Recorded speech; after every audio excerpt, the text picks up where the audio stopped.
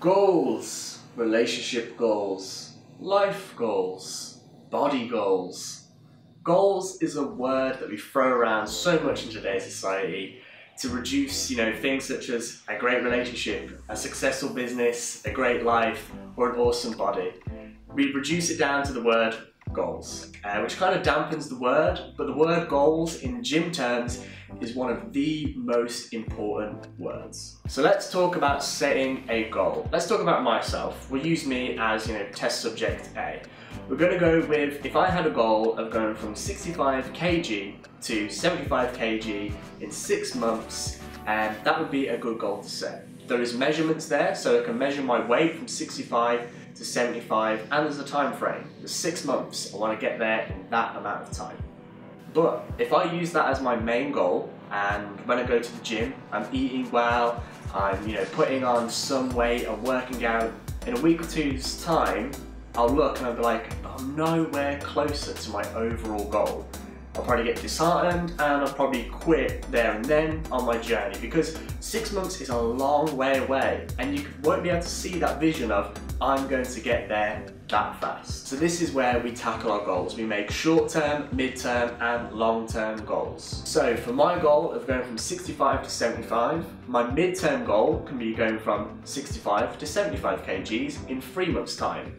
So that's the halfway point that I need to get to. For a short-term goal, and these are the most important ones because these are the ones that you're going to be thinking of and trying to best all the time. My short-term goal for this will be going from 65 kgs to 67 kgs in 1 month's time. See, you can think about that and go, okay, I've got this time frame, it's small, it's 1 month, and I need to get there through that. If there's a deadline to it, let's say in 2 weeks' time I haven't gone up that much, we're going to start working harder, we're going to be eating more, we can move things around and really focus on hitting that small goal. And that's why making short, mid-term and long goals is so important to success. And obviously this can be applied to anything. My one is a bit of an example because that's what I am doing at the moment. I'm trying to bulk up to a certain weight.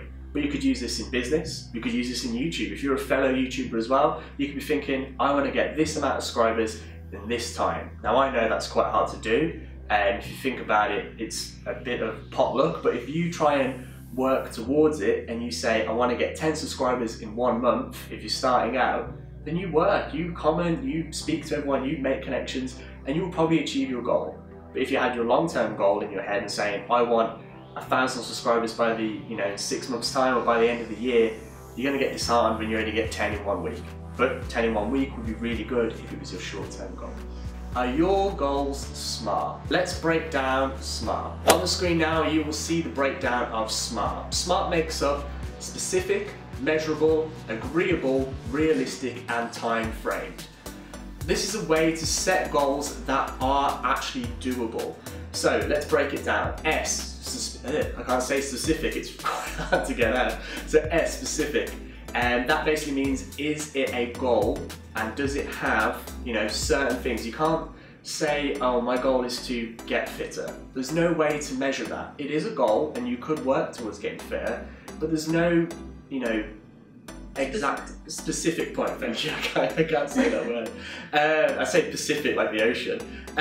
So there's no specific goal. There's nothing to measure. There's no time. It's all a bit all over the place. So when you're finding a goal, make sure there is something that you can work towards and really think about it.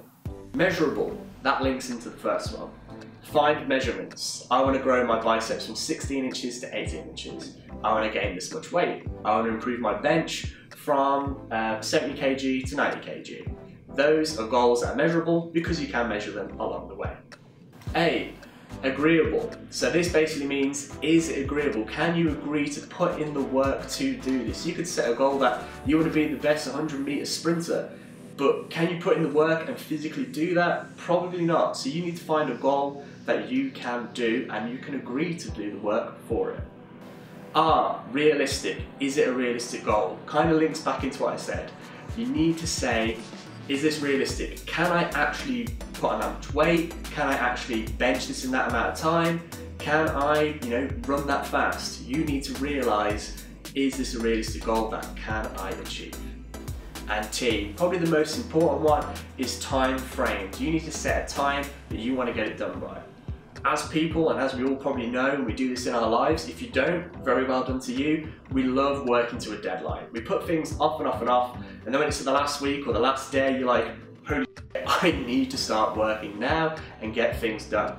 So when there is a time frame, you know you will work harder towards the end of that time frame, therefore tricking your mind into actually reaching your goals. And that's the breakdown of SMART. Some people it helps, some people it doesn't. But what you need to remember and take away from this video is there's 3 types of goals you should be working towards. Your short terms, your midterms, and your long terms. And if you want, are your goals SMART? Assess your goals, make sure they're actually realistic and doable. But most of all, set yourself a goal, have fun, and hopefully you smash that goal in the new year. Peace.